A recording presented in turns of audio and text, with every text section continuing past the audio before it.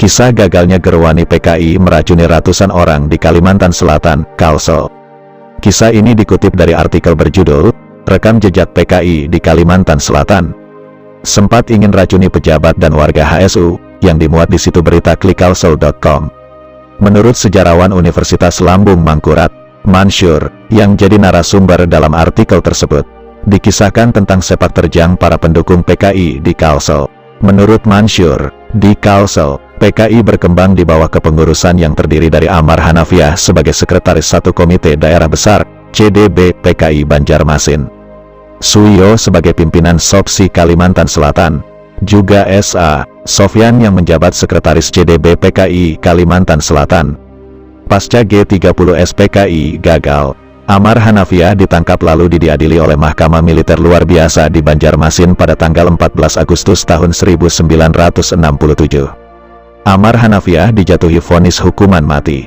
Sementara Suwiyo diadili Pengadilan Negeri Banjarmasin pada tanggal 9 September tahun 1970 dan dijatuhi vonis hukuman penjara seumur hidup. Di Kalsel, kata Mansur, PKI memiliki beberapa ormas sayap atau organisasi underbu mereka, yakni Serbupri atau Serikat Buruh Perkebunan Republik Indonesia, Serba atau Serikat Buruh Daerah Autonom bagi pegawai pemerintah daerah, Gerwani atau Gerakan Wanita Indonesia, Lekra atau Lembaga Kebudayaan Rakyat, dan berbagai ormas lainnya.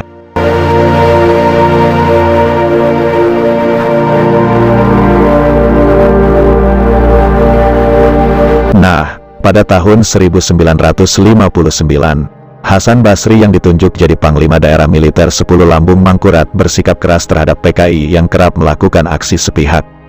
Aksi-aksi PKI dan ormasnya itu bikin jengkel Kolonel Hasan Basri.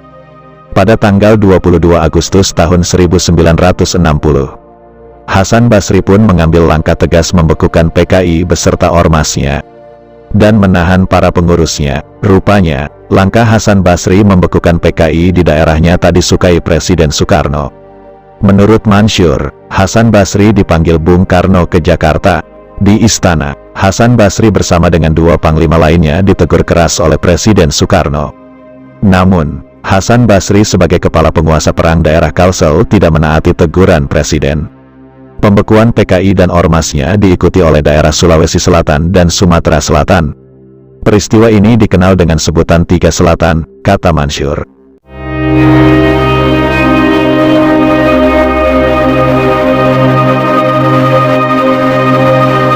Peristiwa terkait sepak terjang PKI di Kalsel terjadi pula di Amuntai atau Kabupaten Hulu Sungai Utara.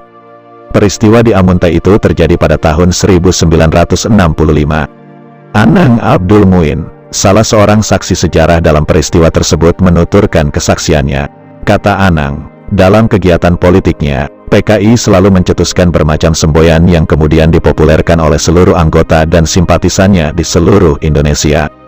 Sekitar 6 bulan sebelum peristiwa 30 September tahun 1965, semboyan mereka adalah "Tunggu tanggal mainnya", suatu teror politik yang sangat menyeramkan, kata Anang. Pada satu waktu, kata Anang, beberapa bulan sebelum peristiwa G30 SPKI meletus di wilayah Hulu Sungai Utara digelar penutupan Pekan Pemuda pertama se-Kalsel. Penutupan acara dilaksanakan di Amuntai. Acara Pekan Pemuda itu sendiri menampilkan berbagai kegiatan antara lain festival, pertandingan olahraga, kesenian dan budaya. Acara penutupan dilakukan oleh H. Imansyah, Wakil Gubernur Kalsel waktu itu.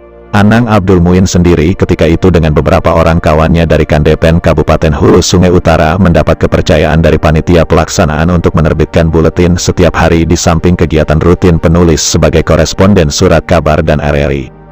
Ketika itu, karena suasana panas, dari pojok sekretariat kantor bupati yang menghadap lapangan tempat upacara, para peserta Pekan Pemuda minta air teh yang disediakan ibu-ibu untuk para undangan.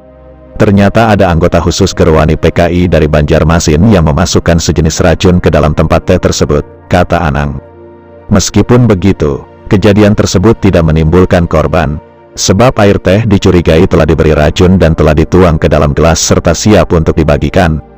Sempat diketahui oleh seorang yang merasa curiga karena di permukaan gelas-gelas tadi berbuih. Air teh langsung ditumpahkan ke jendela, diganti dengan yang baru dan bersih. Allah Maha Besar, telah menyelamatkan Wagub Kalsel dan ratusan orang lainnya dari bahaya racun perbuatan jahat PKI tersebut.